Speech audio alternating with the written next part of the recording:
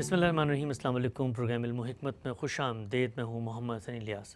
ناظرین کرام، قرآن مجید کیا ہے، اس کا مرکزی مضمون کیا ہے، اس میں بات آگے کیسے بڑھتی ہے، اس کے مخاطبین کون کون سے ہیں، ان موضوعات پر بڑی تفصیل سے ہم نے اصولی بحثیں کی اور غامدی صاحب سے سمجھنے کی کوشش کی تھی کہ اس کتاب کا اسلوب کیا ہے، اس کتاب میں اللہ تعالیٰ کیسے لوگوں سے مخاطب ہوئے اور ہدایت ہم اس سے کیسے اخذ کریں گے۔ اصول میں تو ہم یہ باتیں سمجھتے ہیں، لیکن اطلاق کے اندر اتر کے خود قرآن مجید کے ان حصوں کو پڑھا جائے، سمجھا جائے جس سے ایک مسلمان ہدایت لے سکتا ہے، اس کے اندر کیا چیز زیر بحث ہے اور ہم سے وہ کیسے متعلق ہوتی ہے، اسی سلسلے کو لے کر ایک دفعہ پھر حاضر خدمت ہیں حضرت صاحب ہمارے ساتھ تشریف فرما ہیں جناب جاوید احمد غامدی صاحب۔ السلام علیکم سر۔ وعلیکم السلام۔ ہم سے بہت شکریہ آپ کے وقت کا۔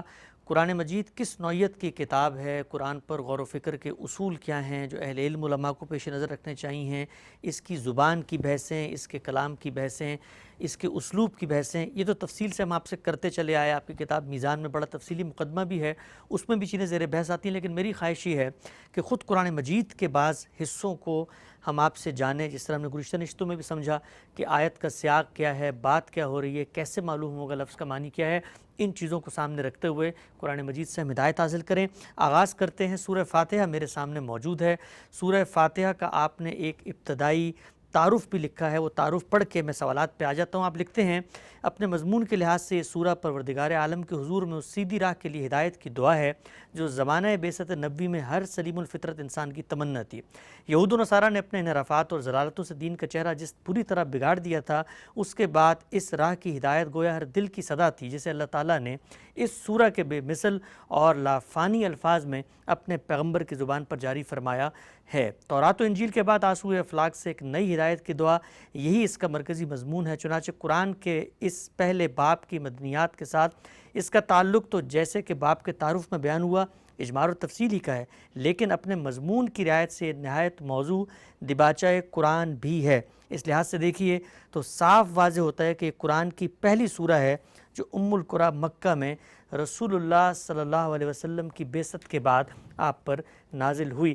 آخری بات سے ہی میں آغاز کرتا ہوں عام صاحب، یہ پہلی سورہ ہے قرآن مجید میں تو ابتدا میں موجود ہے، لیکن اس کا مضمون کیسے یہ بات بتاتا ہے کہ یہ پہلی سورہ ہے؟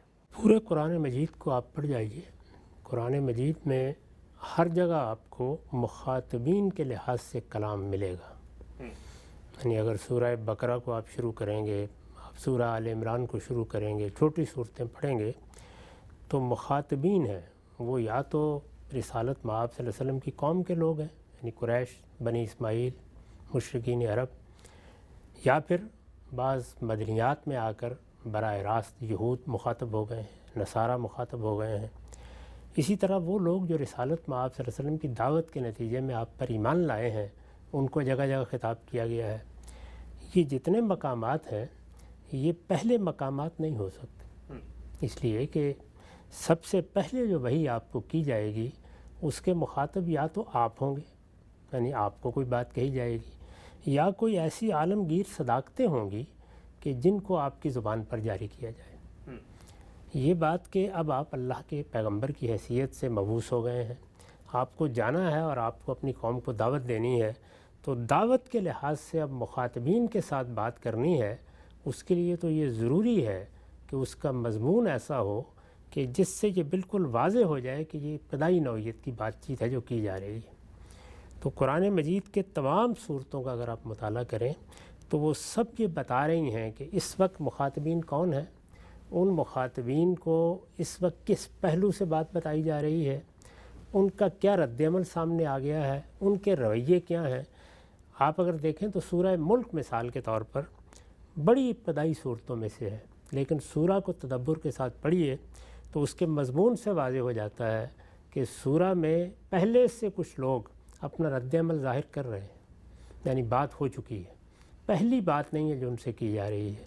تو اس لیے پورے قرآن مجید میں ایسی کوئی سورہ نہیں ہے جس کے بارے میں آپ یہ کہہ سکیں۔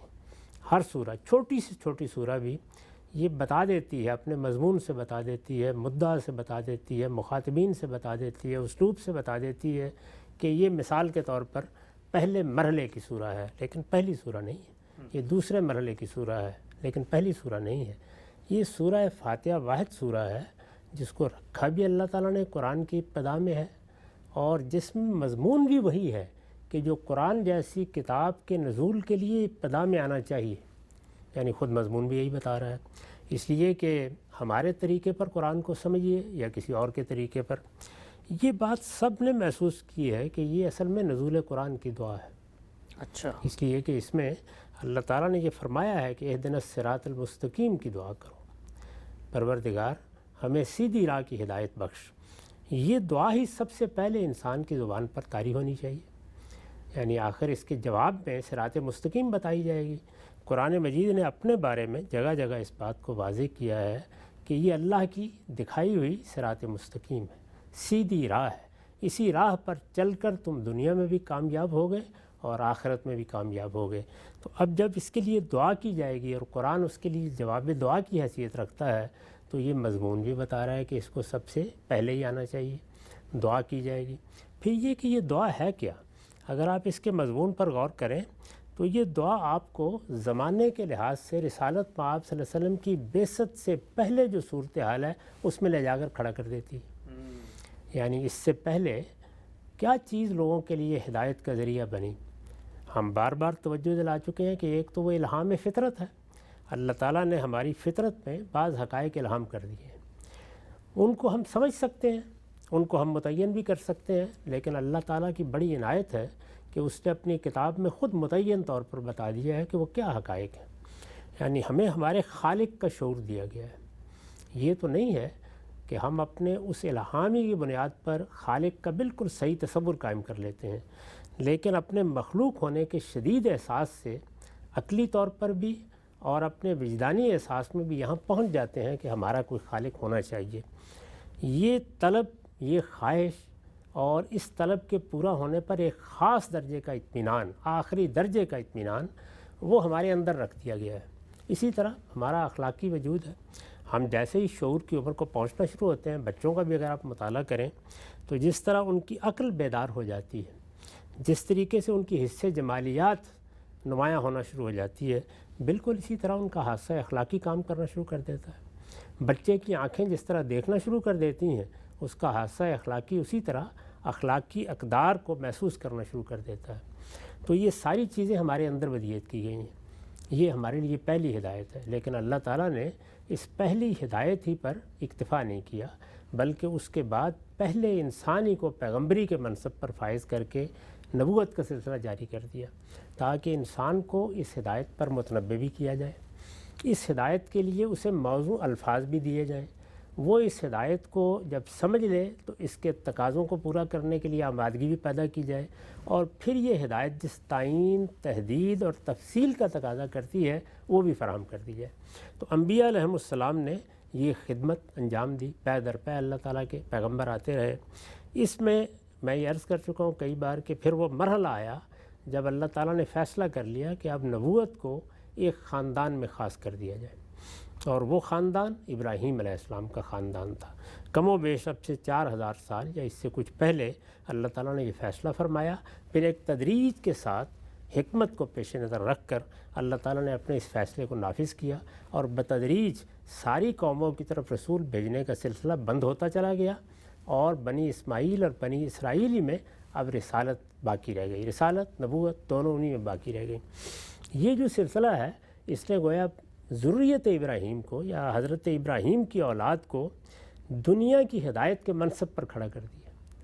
تو اس ہدایت کے لیے نبی بھی آئے، ان کو مواقع بھی ملے، اس سب کے باوصف آخری نتیجہ کیا نکلا؟ یعنی انہوں نے بڑے اچھے زمانے بھی دیکھے، دنیا تک ہدایت پہنچائی بھی، دنیا میں حق کے علمبردار بن کے کھڑے ہوئے، یہ سب چیزیں ہوئیں۔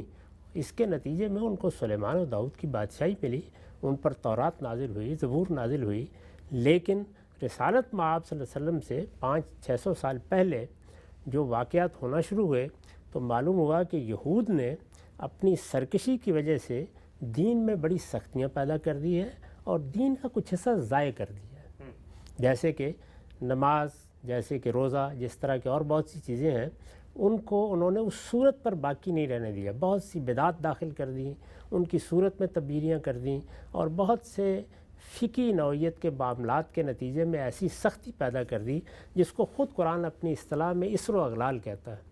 یعنی گویا انہوں نے بیڑیاں انسانوں کے پاؤں میں ڈال دی۔ دوسری جانب سیدنا مسیح علیہ السلام سے جو لوگ متاثر ہوئے، یعنی سیدنا مسیح علیہ السلام کو یہود نے تو ماننے سے انکار کر دیا، جو لوگ ان سے متاثر ہوئے وہ بدقسمتی سے زیادہ عرصہ نہیں گزرا کہ دین کے معاملے میں دو بہت بڑی غلط فہمی میں مبتلا ہو گئے۔ ایک تو انہوں نے سیدنا مسیح علیہ السلام کو اللہ تعالیٰ کا جسدی ظہور سمجھنا شروع کر دیا۔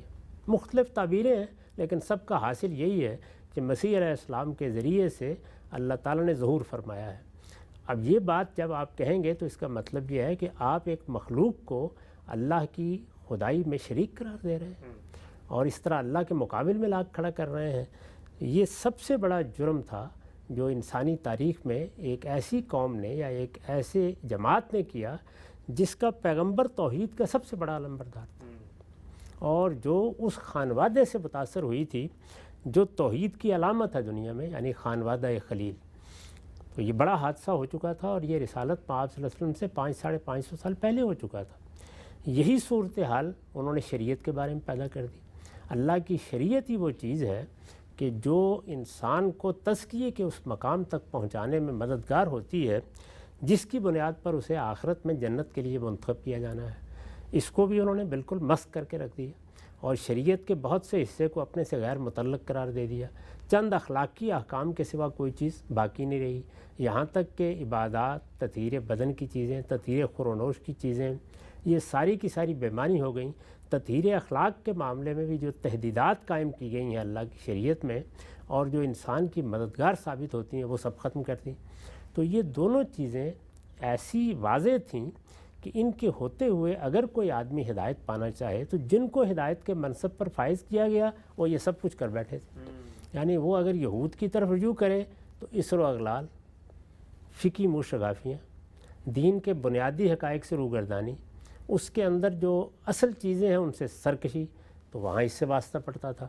اور اگر وہ نصارہ کی طرف رجوع کرے تو وہاں یہ دونوں گمراہیاں، دونوں بڑی گمراہیاں تھیں۔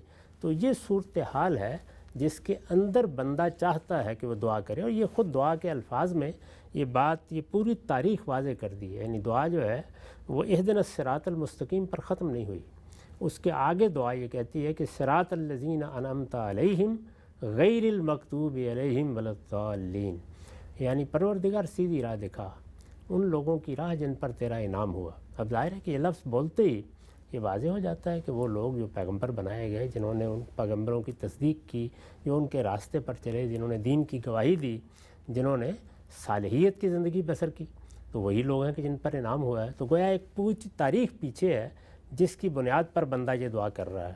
ایسا نہیں کہ پہلے دن کھڑا ہوا دعا کر رہا ہے، یعنی الفاظ ہی بتا رہے ہیں کہ میں تو اس راہ کا طالب ہوں، اس راہ کی میری جستجو ہے جو راہ اس سے پہلے تیرے ان بندوں نے اختیار کی ہے جن پر تیری نعمتیں ہوئی ہیں، جن پر تیرا انعام ہوا ہے۔ تو جن بندوں پر انعام ہوا دوسری جگہ قرآن نے اس کو بیان بھی کر دیں، اولئک مع الذین انعم اللہ علیہم من النبیین والصدیقین والشہداء والصالحین، یعنی اللہ تعالیٰ کا انعام کن پر ہوا ہے؟ وہ ان لوگوں پر ہوا ہے، نبیوں پر ہوا ہے، صدیقین پر ہوا ہے، شہداء پر ہوا ہے، صالحین پر ہوا ہے۔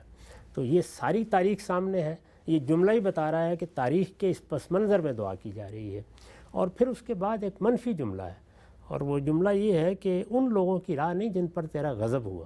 اللہ کا غضب اس سرکشی کے نتیجے میں ہوتا ہے جو اس کی ذات کے معاملے میں، اس کی شریعت کے معاملے میں اختیار کی جائے۔ یہ سرکشی یہود نے اختیار کی ہے۔ یہ تاریخ کی ایک ایسی حقیقت ہے کہ جس کا انکار نہیں کیا جا سکتا، اور اس سرکشی کا منتہا یہ تھا کہ انہوں نے سیدنا مسیح جو آخری پیغمبر کی حیثیت سے آئے ان کے لیے ان کو ماننے سے انکار کیا، بلکہ ان کو مارنے کے درپے ہوئے، تو اللہ نے ان کی حفاظت فرمائی۔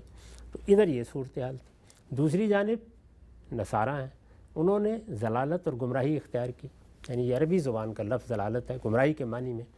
تو اس کا کیا مطلب تھا؟ اس کا مطلب یہ تھا کہ دین میں دو ہی تو بنیادی چیزیں تھیں، ایک توحید تھی اور ایک شریعت کا رسوخ تھا، اور دونوں ہی سے ہاتھ اٹھا لیا۔ تو اب اس کے بعد کیا باقی رہ گیا؟ یعنی پھر تو جو کچھ بھی آپ بیان کریں گے وہ سب کا سب آپ کے ان مشرکانہ توہمات کی نظر ہو کے رہ جائے گا۔ چنانچہ ہوا ہے، یعنی ان کے ہاں دعا کا مرجع بھی سیدنا مسیح بن گئے، تعلق کا مرجع بھی وہی بن گئے، نجات کا مرجع بھی وہی بن گئے۔ نتیجے کے طور پر اللہ تعالیٰ سے جو تعلق ہونا چاہیے تھا وہ تعلق ہی اپنی بنیاد سے ختم ہو گیا۔ تو یہ پس منظر اور یہ تاریخ ہے جس میں کھڑے ہو کر یہ دعا کی گئی ہے، یہ اس کا مضمون بتا رہا ہے۔ تو اب ظاہر ہے کہ یہ دعا پھر کب ہونی چاہیے؟ یہ دعا رسالت مآب صلی اللہ علیہ وسلم کی بعثت سے پہلے ہونی چاہیے۔ تو بعثت سے پہلے کی دعا کو حضور کی زبان پر جاری کر دیا گیا، گویا انسانیت کی دعا ہے جس کو رسالت مآب صلی اللہ علیہ وسلم نے اس طریقے سے اپنے ماننے والوں کو سب سے پہلے سکھایا۔ اور روایتوں میں بھی اس کے آثار مل جاتے ہیں کہ یہی پہلی سورہ ہے جو نازل کی گئی۔ یعنی باقی آیات کے بارے میں اگر کہتے بھی ہیں لوگ تو یہ کہتے ہیں کہ یہ 5 آیتیں 4 آیتیں نازل کی گئیں، ان پر ہم اس سے پہلے کئی مرتبہ گفتگو کر چکے ہیں کہ ان کا مضمون، مدعا، مقام، محل وہ اس کی تائید نہیں کرتا، وہ کسی طرح بھی قابل قبول نہیں ہے۔ ایک غلط فہمی ہوئی ایک روایت سے، جس سے لوگوں نے یہ خیال کیا کہ سورہ الگ کی ابتدائی آیتیں، وہ در حقیقت جو قرآن آپ کو دکھایا گیا تھا اس دکھائے گئے قرآن میں وہ آیتیں اس وقت سامنے آئی تھیں، وہ پہلی وحی نہیں ہے، پہلی وحی یہی سورہ فاتحہ ہے۔ اور اسی وجہ سے میں نے اس کی طرف اشارہ بھی کیا ہے کہ یہ قرآن کی بھی پہلی سورہ ہے، یہ مضمون کے لحاظ سے بھی قرآن سے مقدم ہے، یعنی قرآن اس کا جواب ہے، گویا اس کے بعد پورا قرآن نازل ہونا شروع ہوا۔ اور یہ در حقیقت رسالت مآب صلی اللہ علیہ وسلم کی بعثت کی دعا ہے۔ یعنی اگر سادہ لفظوں میں بیان کیجئے تو یہ ہے کہ اللہ تعالیٰ نے ایک طرف انسانیت کی زبان پر یہ دعا جاری کر کے بتایا کہ انسانیت کی طلب یہ تھی اس وقت، یا دوسرے لفظوں میں بیان کیجئے کہ یہ انسانیت کی ضرورت تھی کہ اس پس منظر میں اب نئی ہدایت آئے۔ اور جب انسانیت کی یہ ضرورت تھی تو گویا مدعا یہ ہے کہ اللہ تعالیٰ نے اس ضرورت کو پورا کیا، اور وہ کس صورت میں پورا کیا؟ وہ قرآن کی صورت میں پورا کیا۔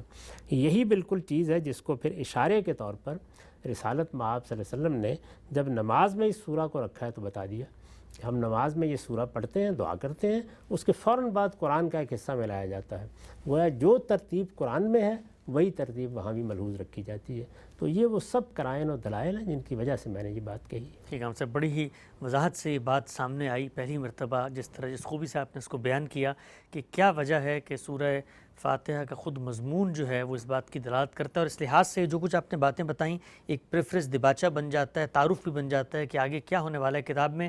اچھا، ایک اور بات بتائیے گا کہ نماز کا تو اس کو حصہ بنا دیا گیا، اور خود حصہ بنانا یہ بتا رہا ہے کہ اس کی کیا اہمیت ہے، اور اس کے بعد میں قرآن پڑھا جاتا ہے تو ایک طریقے کی آرزو ہے، خواہش ہے، دعا اور جواب دعا کا تعلق بھی پیدا ہو جاتا ہے۔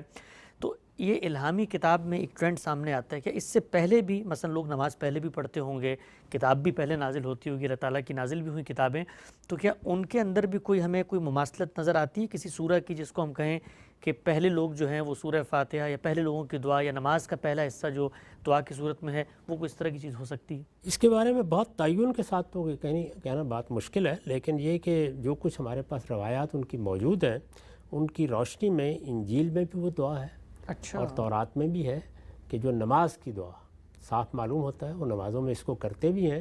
میں نے اپنی کتاب میزان میں جہاں نماز پر گفتگو کی ہے وہاں وہ دونوں دعائیں نقل کر دی ہیں، تو جن لوگوں کو انہیں دیکھنا ہو ان کو دیکھ سکتے ہیں، ایسا ہی ہونا بھی چاہیے۔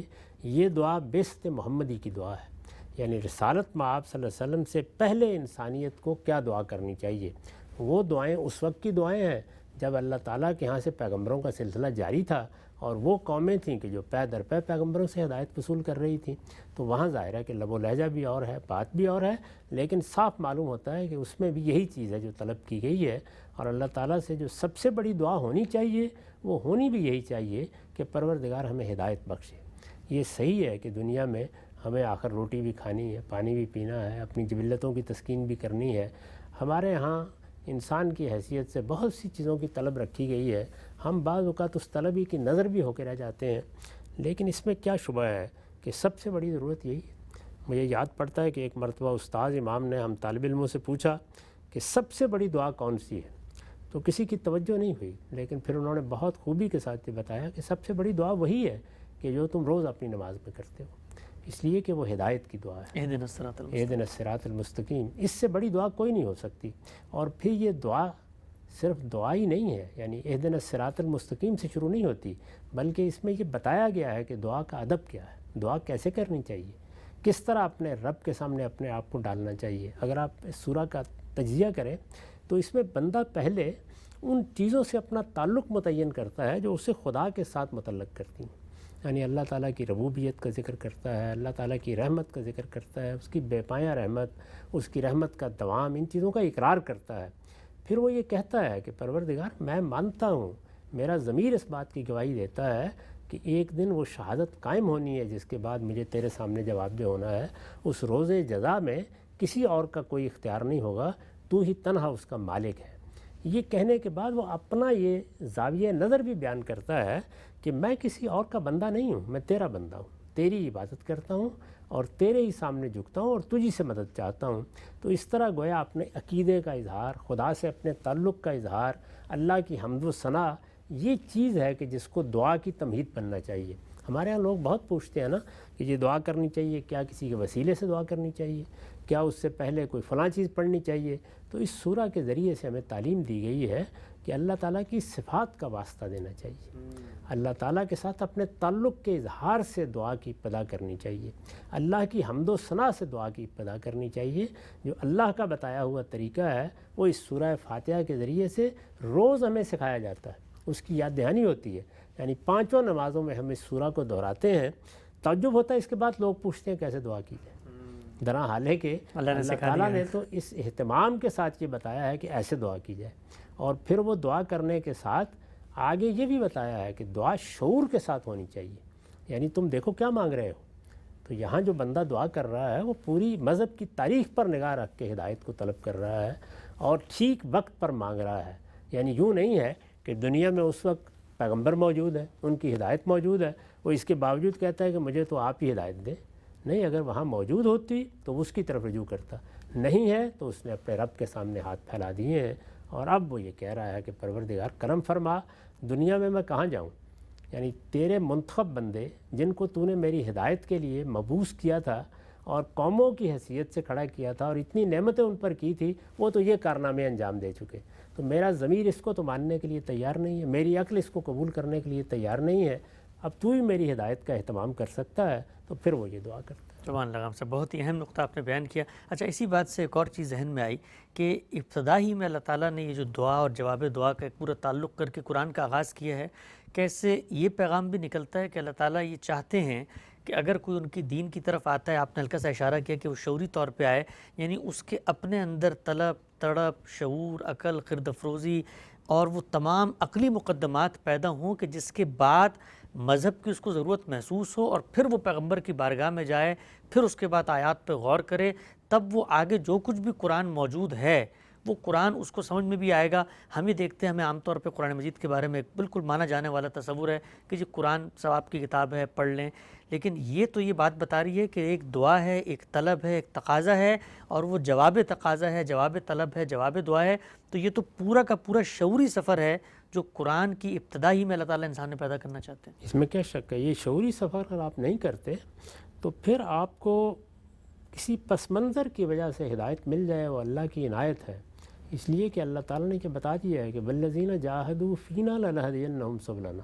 یعنی اگر آپ کے اندر اس ہدایت کی قدر نہیں ہے جو اللہ نے دے کے آپ کو پیدا کیا ہے, آپ نے ہدایت جو کچھ بھی آپ کو ملی ہے اس کا کبھی شعوری تجزیہ ہی نہیں کیا, وہ کبھی آپ کے ہاں ان سوالات سے گزری ہی نہیں جو انسان کی حیثیت سے آپ کو کرنے چاہیے, وہ گزرے گی. یہ دیکھیے نا, یہاں پر دعا کرنے والا ان سب چیزوں کا تجزیہ کر چکا ہے. وہ جانتا ہے کہ کچھ لوگوں نے سرکشی اختیار کر کے اللہ کے غضب کو دعوت دے رکھی ہوئی ہے. وہ اس نتیجے پر بھی پہنچ گیا ہے کہ کچھ لوگوں نے ایسے عقیدے اختیار کیے ہیں یا ایسے نقطۂ نظر اختیار کیے ہیں جو گمراہی کہے جا سکتے ہیں. یہ وہ جانتا ہے, اپنے اس شعور میں کھڑا ہو کر اب وہ کہتا ہے, ورنہ اگر وہ اس شعور پر نہیں ہے تو اللہ تعالیٰ کیا کریں گے. اس میں ایک بڑا دلچسپ مکالمہ ہے جو ہمارے استاد ہمیں سنایا کرتے تھے امام فرائی کے بارے میں, کہ اگر کوئی آدمی ان سے آ کے سوال کرے اور یہ کہے کہ جی فلاں آیت کا کیا مطلب ہے, تو وہ یہ کہتے تھے کہ اس پر امام راضی نے یہ لکھا ہے. اچھا, اس نے اگر فرض کر لیجئے کہ امام راضی کی بات پر کوئی سوال پیدا کر دیا, تو پھر وہ یہ کہیں گے زمخشری نے یہ بات بیان کی ہے. کیا مطلب تھا اس کا؟ اس کا مطلب یہ تھا کہ اس سے پہلے جو علم موجود ہے, کیا تم اس سے گزرے ہو, تم نے اس علم کی طرف مراجعت کی ہے, تم نے اس کو سمجھا ہے.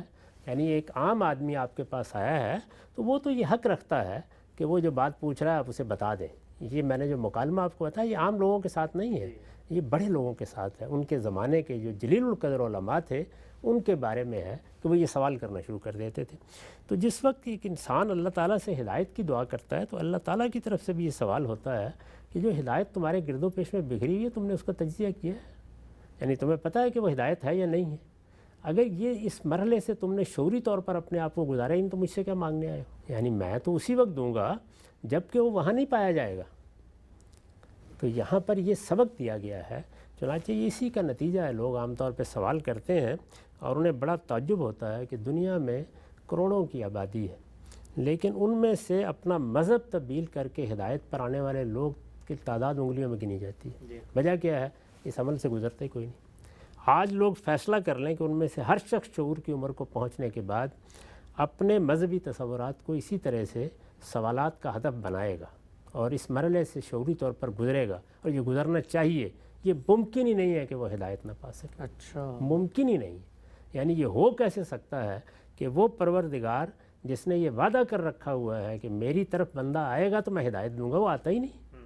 یعنی وہ اپنے تعصبات میں، وہ اپنے پس منظر میں ایک چیز کے بارے میں ایسا ایمان قائم کر کے بیٹھا ہوتا ہے، اور یا بے پرواہ ہوتا ہے۔ یعنی دو ہی صورتیں ہوتی ہیں نا، کہ یا ہم تعصب کے ساتھ کسی چیز سے وابستہ ہوتے ہیں، وہ کوئی علمی یا شعوری وابستگی نہیں ہوتی، وہ وابستگی پیدا کی جاتی ہے بعض تاریخی حقائق کو سامنے رکھ کر، اس میں شعوری عمل نہیں ہوتا کسی جگہ بھی۔ وہ ہمارے یہاں بھی ایسے ہی ہوتا ہے، مسیحیوں کے یہاں بھی ایسے ہی ہوتا ہے، ہندوؤں کے یہاں بھی ایسے ہی ہوتا ہے۔ یہ مذہبی لوگوں کا معاملہ ہو گیا۔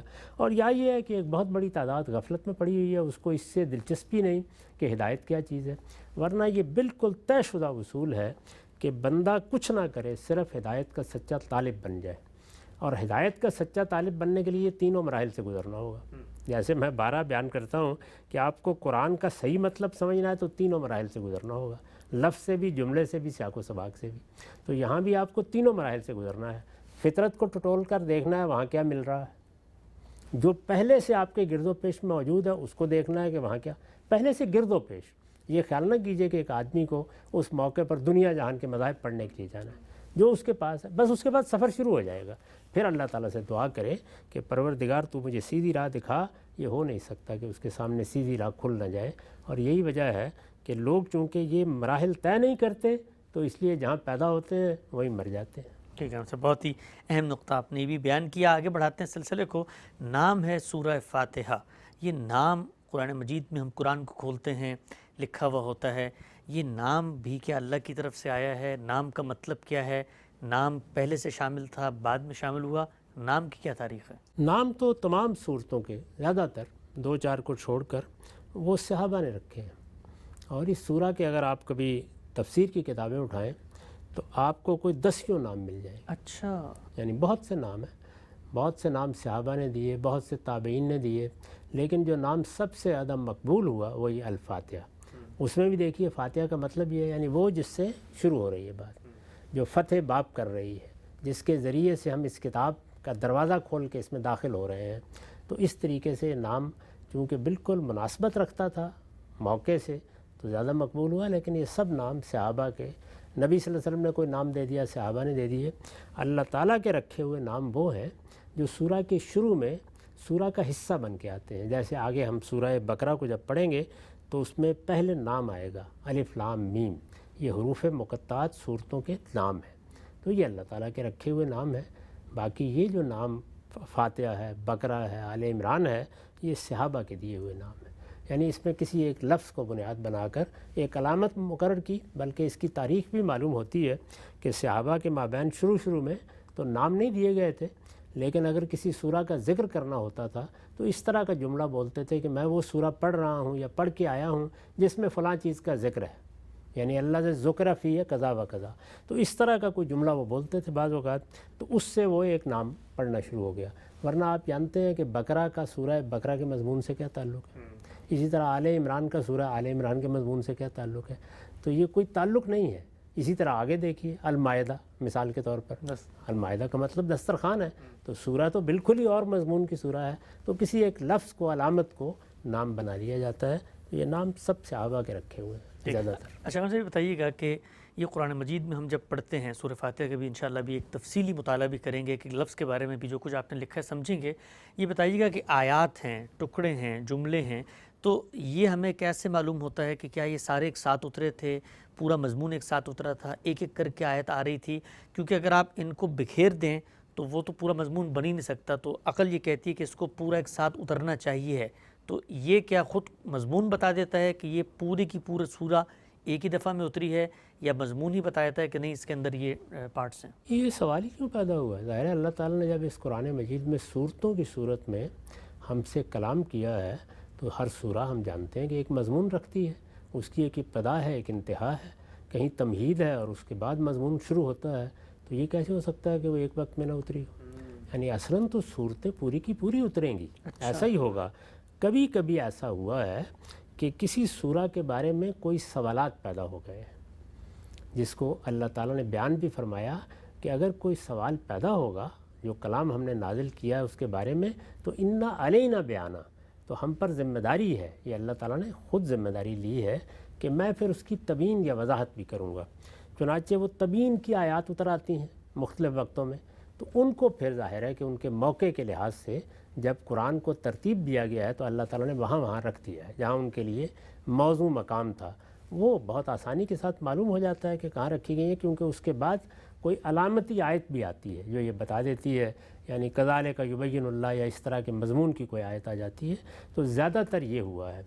بہت جو لمبی طویل صورتیں ہیں ان میں ابواب اور فصول ہیں، تو ان کے بارے میں البتہ یہ کہا جا سکتا ہے کہ اس وقت تذکیر کے پہلو سے وہ فصول ایک ایک کر کے اترتی چلی گئیں، لیکن وہ بھی ظاہر ہے کہ ایک ترتیب کے ساتھ اتری ہوں گی، تو جو ہم طریقہ اختیار کرتے ہیں خطاب کا وہی کم و بیش اختیار کیا گیا ہے۔ اس لیے اگر کسی جگہ کوئی فصول مختلف وقتوں میں اتری ہیں یا کوئی تبیین کی آیت بعد میں آئی ہے تو اس کے لیے دلیل دینی چاہیے کہ وہ بعد میں آئی ہے، ورنہ تو سورہ پوری ہی ہونی چاہیے۔ تو اس وجہ سے استدلال اگر کرنا ہے تو اس کے بارے میں تو سوال ہی نہیں پیدا ہوتا۔ ٹھیک ہے، سبھی نقطہ بھی آپ نے واضح فرمایا، آگے بڑھاتے ہیں۔ آغاز ہوتا ہے اس کا بسم اللہ الرحمن الرحیم سے۔ ہم بچپن سے پیدا ہوئے تو جو ترجمہ ہم پڑھتے رہے باقی جگہوں پر بھی ہوتا ہے وہ ہے شروع اللہ کے نام سے جو رحمان ہے جو رحیم ہے۔ آپ نے اس کا ترجمہ کیا ہے کہ اللہ کے نام سے جو سراسر رحمت ہے جس کی شفقت ابدی ہے۔ اس کے ایک حاشیے میں آپ بات لکھتے ہیں، اس کو بھی میں سمجھنا چاہوں گا۔ آپ نے لکھا ہے کہ یہ آیت سورہ توبہ کے سوا قرآن مجید کی ہر سورہ کے شروع میں بالکل اسی طرح ہے جس طرح یہاں ہے، لہٰذا یہ قرآن کی ایک آیت تو یقیناً ہے اور اس کی صورتوں کے شروع میں اسی طرح نازل ہوئی ہے اور اللہ تعالیٰ کے حکم سے لکھی گئی ہے، لیکن اپنے اس محل میں سورہ فاتحہ سمیت کسی بھی سورہ کی آیت نہیں ہے، بلکہ ہر جگہ سورہ سے الگ اپنی ایک مستقل حیثیت رکھتی ہے۔ ہمارے یہاں بڑی بحثیں ہوتی ہیں، مفسرین نے بھی اس پر کافی کلام کیا ہے۔ دو نقطہ ہے، رجحانات سامنے آتے ہیں، ایک وہ یہ کہ قرآن مجید کا یہ حصہ ہے، ایک کہ قرآن مجید کا حصہ نہیں ہے، ہر جگہ پر یہ اضافی لکھی جاتی ہے۔ آپ نے جو بات کی ہے اس سے کیا مراد ہے کہ یہ آیت تو ہے لیکن سورہ توبہ کے علاوہ ہوتی ہے، لیکن سورہ فاتحہ میں اس کی حیثیت ذرا مختلف ہے؟ نہیں، ہر جگہ ایک ہی حیثیت ہے اس کی، جیسے میں نے عرض کیا ہے ہر سورہ کے شروع میں اسی طرح لکھی گئی ہے، جس طرح کہ اب ہم کوئی خط لکھتے ہیں تو اس پر بسم اللہ الرحمن الرحیم لکھتے ہیں، تو ظاہر ہے کہ اس خط کے مضمون سے تو کوئی تعلق نہیں ہوتا اس کا۔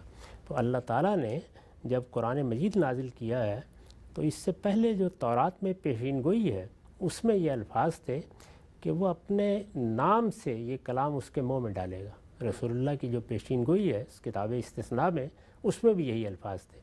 چنانچہ جب یہ قرآن نازل ہوا تو ہر سورہ کے شروع میں یا اس کی ابتدا میں بسم اللہ الرحمن الرحیم نازل ہوئی ہے، سوائے سورہ توبہ کے۔ اس کی وجہ کیا ہے وہ ایک الگ بحث ہے، لیکن قرآن مجید کی 114 صورتیں ہیں، ان میں سے 113 پر ہر جگہ یہ لکھی ہوئی ہے۔ تو اس میں یہ سوال پیدا ہوتا ہے کہ یہ سورہ فاتحہ کا کیا حصہ ہے؟ یہ سوال کیوں پیدا ہوا؟ یہ سوال بھی اصل میں ایک تفسیری پہلو سے مشکل پیدا ہوئی جس سے پیدا ہوا، ورنہ کوئی ہونا نہیں چاہیے، ٹھیک، کیونکہ ساری صورتیں یکساں ہیں، ساری صورتوں پر یہ جملہ لکھا ہوا ہے۔ اس کا محل کیا ہے، موقع کیا ہے، اس میں فعل کون سا مقدر ہے، وہ تو الگ بحث ہے، لیکن بہرحال اس پہلو سے اگر آپ غور کریں تو ہر سورہ کے شروع میں ہے سوائے سورہ توبہ کے۔ تو کیا وجہ ہے کہ باقی صورتوں میں تو سب مانتے ہیں کہ یہ سورہ کا حصہ نہیں ہے، یعنی سورہ کے مضمون سے اس کا کوئی تعلق نہیں ہے، پوری سورہ سے تعلق ہے۔ جی، پوری سورہ کے شروع میں جیسے ہم خط کے شروع میں لکھتے ہیں، کتاب کے شروع میں لکھتے ہیں، ابھی دیکھیے نا کہ مثال کے طور پر میری کتاب ہی آپ اٹھائیں تو اس کے اوپر شروع میں بسم اللہ الرحمن الرحیم لکھا ہوگا، تو ظاہر ہے کہ یہ بسم اللہ الرحمن الرحیم اس مضمون کا حصہ نہیں ہے جو آگے شروع ہو رہا ہے، بالکل، خواہ وہ دیباچے پر لکھا ہوا ہے، خواہ وہ مقدمے پر لکھا ہوا ہے، خواہ وہ کتاب کی ابتدا میں لکھا ہوا ہے، تو جو مضمون آگے شروع ہو رہا ہے اس کا حصہ نہیں ہے، بلکہ اس کو برکت کے لیے، اللہ تعالیٰ سے دعا کے لیے، استرحام کے لیے ہم رحمت مانگتے ہیں اللہ تعالیٰ سے، تو یہ جملہ یا اس طرح کا کوئی جملہ ہم لکھ دیتے ہیں۔ ہمارے ہاں یہی جملہ لکھا جاتا ہے اس لیے کہ اللہ تعالیٰ نے اس کو پسند فرمایا ہے، اور یہ بھی بات بالکل واضح ہے کہ یہ جملہ نیا نہیں ہے، یعنی اپنے مضمون کے لحاظ سے یہ عربی زبان میں اس طرح ہے، اپنے مضمون کے لحاظ سے یہ سب پیغمبروں کی زبان پر رہا ہے۔ چنانچہ خود قرآن نے نقل کیا ہے کہ سیدنا سلیمان نے جب ملکہ بلقیس کو خط لکھا تو اسی جملے سے ابتدا کی، تو وہاں پر بھی وہ خط کے مضمون کا حصہ نہیں ہے، خط کی ابتدا اس سے کی گئی ہے، یعنی خط کی ابتدا مراسلے کی ابتدا میں اسی طرح لکھا گیا ہے جیسے ہم اپنے خطوں کی ابتدا میں لکھتے ہیں۔ یہ آپ کے علم میں ہوگا کہ ہمارے ہاں اس کا ایک مخفف تیار کیا گیا اور 786 لکھ دیا جاتا ہے، عادات وہ بھی ظاہر ہے کہ مضمون کا حصہ نہیں ہوتا، تو یہ بھی ایک علامتی نوعیت کا۔ تو اس دعا کے اوپر یا اللہ تعالیٰ کے ساتھ یہ تعلق جو ہم ظاہر کرتے ہیں یا اس سے برکت حاصل کرتے ہیں، جو بھی اس وقت ہمارا مدعا ہوتا ہے، اسی اصول کے اوپر ہم اپنا کھانا شروع کرنے سے پہلے بھی بسم اللہ الرحمن الرحیم پڑھتے ہیں، تو وہ بسم اللہ الرحمن الرحیم بھی ہمارے کھانے کا حصہ نہیں ہوتا۔ تو یہ جتنی صورتیں ہیں ان کے اوپر یہ ابتدا کے لیے لکھی گئی ہے۔ ابتدا سے مقصود کیا ہے، میں نے عرض کیا کہ وہ ایک الگ بحث ہے، اس کے لیے لکھی گئی ہے، تو اس لیے سورہ کا تو یہ کہیں بھی حصہ نہیں ہو سکتی۔ فاتحہ میں یہ بحث کیوں پیدا کر دی لوگوں نے؟ اس لیے پیدا کر دی کہ ایک حدیث میں یہ آ گیا کہ اللہ تعالیٰ نے رسالت مآب صلی اللہ علیہ وسلم نے یہ فرمایا کہ اللہ تعالیٰ نے مجھے 7 مثانی دیے ہیں، تو 7 مثانی کیا ہیں؟ وہ قرآن میں بھی بیان ہوا تھا، قرآن مجید میں بھی تھا کہ ہم نے آپ کو 7 مثانی دیے ہیں۔ تو 7 مثانی کے بارے میں آپ نے ایک موقع پر فرمایا کہ یہ پورا قرآن عظیم ہے، یہ سورہ فاتحہ ہے۔ تو سورہ فاتحہ کے بارے میں جب یہ حدیث میں لوگوں نے دیکھا تو اب وہ اس تلاش میں نکلے کہ اس کو 7 مثانی کیوں کہا گیا ہے۔ وہ بھی ایک الگ بحث ہے کہ 7 مثانی سے مراد کیا ہے، لیکن جب ان کے ہاں یہ مسئلہ پیدا ہوا کہ یہ 7 مثانی کیا مطلب ہے اس کا، تو بابل بہلا یہ خیال ہوا کہ ہم چونکہ اس نماز میں اس کو دہراتے ہیں تو اس کی 7 آیتیں ہونی چاہیے۔ اب 7 آیتیں ہیں نہیں، 6 آیتیں ہیں، تو اس لیے بسم اللہ الرحمن الرحیم کو بعض لوگوں نے اس کا حصہ بنا کے، اور چونکہ اگلا جملہ یہ تھا، اگلا ہی جملہ ہے نا، الحمدللہ رب العالمین، تو الرحمن الرحیم کے الفاظ بھی کچھ ملتے جلتے تھے، تو ایک مناسبت مضمون کی بھی تھی، ایک یہ مشکل بھی تھی، تو انہوں نے یہ خیال کیا کہ اس کو ہم بسم اللہ الرحمن الرحیم کو الگ آیت نہیں، سورہ فاتحہ کا حصہ بنا دیتے ہیں۔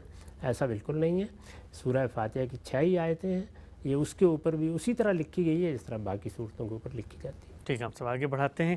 یہ بیان کیجئے گا، آپ نے بتایا کہ یہاں پر اس میں جو مفہوم مضمر ہے وہ یہی ہے کہ اللہ کے نام سے پڑھ کر سناؤ، اقرا علی الناس کا جو مفہوم ہے عربیت کی روح سے اس میں مقدر ہے۔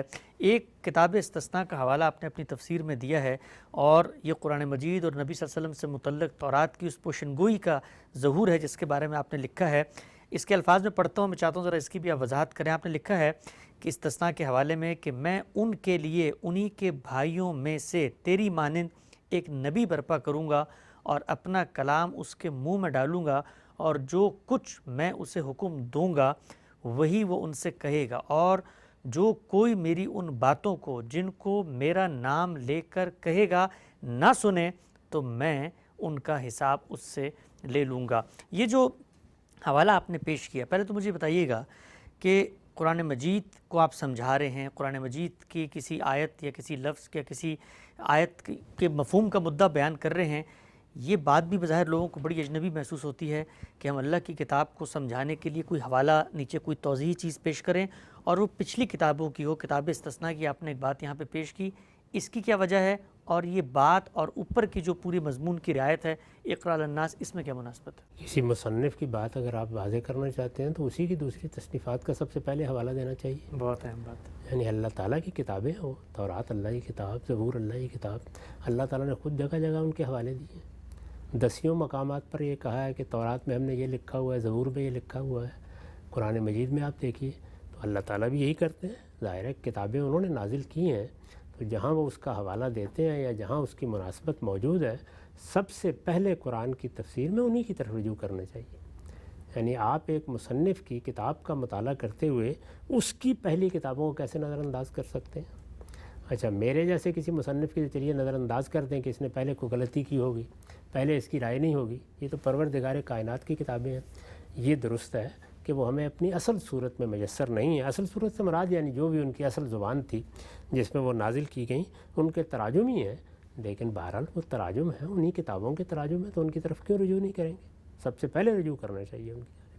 ٹھیک، تو یہ بتائیے گا ہم سے جو مضمون اس میں زیر بحث ہوا کہ میں ان کے لیے انہی کے بھائیوں میں سے تیری مانند ایک نبی بھیجوں گا، اس سے کیا مراد ہے؟ سیدنا موسیٰ علیہ السلام کو خطاب کر کے کہا گیا ہے کہ جس طریقے سے آپ کے ذریعے سے ایک امت برپا ہوئی ہے. یعنی سیدنا موسیٰ علیہ السلام ایک طرف فرعون جیسی سرکش شخصیت کی طرف پیغمبر بنائے گئے، دوسری طرف ان کے ذریعے سے ایک امت برپا کی گئی جس کو اس ذمہ داری پر فائز کیا گیا کہ وہ فلسطین میں خدا کی توحید کا مرکز بنائے. تو رسالت مآب صلی اللہ علیہ وسلم کی سب سے بڑھ کر مناسبت ہے ان کے ساتھ. اچھا. تو اس لیے تیری مانند بالکل صحیح کہا ہے. حضرت موسیٰ علیہ السلام کی طرح رسالت مآب صلی اللہ علیہ وسلم کی بعثت بھی ایک سرکش قوم کی طرف ہوئی. یہی وجہ ہے کہ بعض موقعوں پر یہ تشبیہ بھی اختیار کی گئی ہے. سورہ مزمل میں جیسے دیکھیے کہ قریش کے لوگوں، ہم نے تمہاری طرف یہ رسول بھیجا ہے، کما ارسلنا الی فرعون رسولا. تو یہ خود اللہ تعالیٰ نے فرمایا ہے. حضور صلی اللہ علیہ وسلم نے بھی بعض موقعوں کے اوپر حدیثوں میں آپ دیکھیں تو اس طرح کی تعبیریں اختیار کی ہیں کہ ابو جہل کو یا فلاں کو یہ اس امت کے فرائض ہیں. تو ایک مناسبت تو یہ ہے. دوسرا یہ ہے کہ جس طرح وہاں بنی اسرائیل کو سیدنا موسیٰ علیہ السلام نے اٹھا کر ان کو ایک منصب پر فائز ہونے کی خوشخبری دی، پھر ان کو ساتھ لے کر نکلے. بہن ہی وہی کام حضور نے کیا ہے. بنی اسماعیل آپ کے ذریعے سے اس منصب پر فائز ہوئے، آپ نے ان کو اٹھایا اور اٹھا کر پوری دنیا کی بادشاہی ان کو دی، اور پھر یہ کہا کہ اب تم اس پیغام کو پہنچاؤ.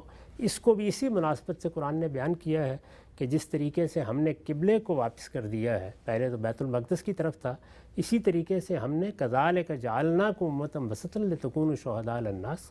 اب تمہیں دین کی شہادت دینی ہے انسانوں پر تو تمہیں کھڑا کر دیا جس طرح کے پیغمبر نے تمہارے اوپر شہادت دی ہے. تو یہ جو مناسبت ہے اس کو سامنے رکھ کر وہاں یہ پیشین گوئی کی گئی تھی کہ تیری مانند یعنی رسول ہوگا، اسی طرح ایک امت کی تشکیل کرے گا. جیسے تم ایک لمبے عرصے تک موسیٰ علیہ السلام کے بعد اس منصب پر فائز رہے ہو، ایسے ہی وہ امت جو پیدا ہوگی امت مسلمہ، وہ بھی قیامت تک اس منصب پر فائز رہے گی.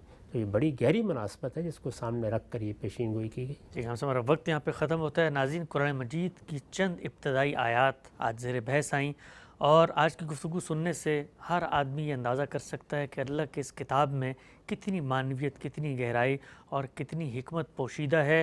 چند آیات میں وہ کیا مضمون ہے جو اللہ تعالیٰ نے سمیٹ دیا ہے. باقی سورہ فاتحہ کیا بات بیان کرتی ہے، قرآن مجید آگے کیا کہتا ہے، یہ سب چیزیں انشاءاللہ زیر بحث آئیں گی. وقت یہاں پہ ختم ہوتا ہے. اجازت دیجیے. اللہ